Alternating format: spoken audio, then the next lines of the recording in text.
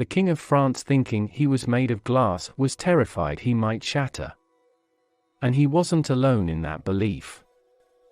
After the Emperor met his Waterloo, a steady stream of Napoleons turned up at France's asylums claiming that they themselves were the Emperor of France, and demanding their orders be obeyed.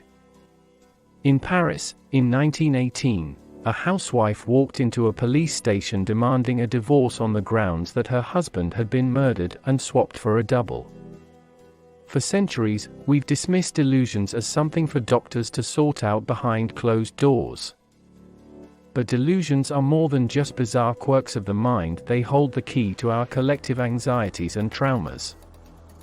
They may even offer us vital protection from difficult realities. What is walking corpse syndrome? In 1874, at Vandy's asylum outside Paris, a 43-year-old woman informs her physician that she has just had a strange and revelatory physical experience. The doctor listens as she describes an extraordinary feeling, something electrical, like lightning, which ran all the way up her back to her head, accompanied by a noise that she thought would split her in two along the spine. The event has set off a chain of thoughts and revelations about herself, her body and spirit, which has led inexorably to the conviction that she is dead. This macabre scenario brings to mind the opening of a Victorian Gothic story or a mid-50s Hammer horror film. The image of a living dead person looms large in the popular imagination.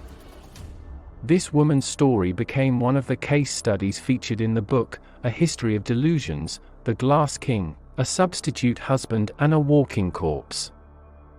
The woman's physician is the prominent Paris neurologist and psychologist Jules Cotard, and in 1880, following many interviews with the woman he calls Madame X, he presents a new illness to the medical community. He believes it to be a type of melancholia, broadly speaking what we might now think of as depression. Madame X, he writes, complained that she did not have a brain, nerves, chest, stomach or guts. All she had left was the skin and bones of her disorganized body. God and the devil didn't exist, she said. She didn't need to eat, and could no longer die a natural death. The only means to put an end to her life was to burn her alive. Her doctor describes her as like a lost soul. Beneath the ghoulish melodrama is a real person who is withdrawing herself from the world, both physically and mentally. Cotard calls it a delusion negation. Thanks for watching this video. Subscribe for more contents.